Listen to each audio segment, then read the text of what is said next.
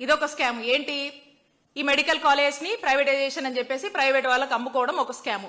దీంట్లో భయంకరమైనటువంటి స్కామ్ ఇంకొకటి ఉంది. అదేంటంటే మనం చూస్తూ ఉన్నాం, చంద్రబాబు నాయుడు గారు చెప్తా ఉన్నారు, ఇవన్నీ ఈ మెడికల్ కాలేజ్ అంట ఈ ప్రైవేటీకరణ చేసి మళ్ళీ దీంట్లో ప్రైవేట్ వారి బొమ్మ మాత్రమే ఉంటుంది, చిన్నది ఉంటుంది, కానీ మొత్తం అజమాయిషి మనదే. అలాగే 2 సంవత్సరాల వరకు కూడా దీనికి సంబంధించి ఎవరైతే పని చేస్తారో ఆ జీతాలన్నీ కూడా ప్రభుత్వం ఇస్తుందంట. ఇది మొత్తం ఆ 2 years వరకు కూడా ప్రభుత్వం భరిస్తుందని చెప్పి చంద్రబాబు నాయుడు గారు చెప్తా ఉన్నారు. అంటే ఇక్కడ ఒక్కసారి ఆలోచిద్దాము, ఒక మెడికల్ కాలేజ్ రన్ చేయాలంటే అక్కడ దాదాపు మనకు ఒక 500 నుంచి 600 మంది సిబ్బంది అవసరం అవుతారు. డాక్టర్స్ కావచ్చు, పారామెడికల్ స్టాఫ్ కావచ్చు, అలా అన్ని రకాల వాళ్ళు మనం తీసుకుంటే 5 నుంచి 600 మంది అవసరం అవుతారు.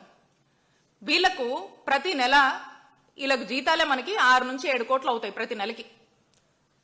ఇక ఇవి సంవత్సరానికి వచ్చేసరికి 70 నుంచి 80 కోట్లు సంవత్సరానికి దీని మీద మనకు ఖర్చు అవుతూ ఉంటుంది.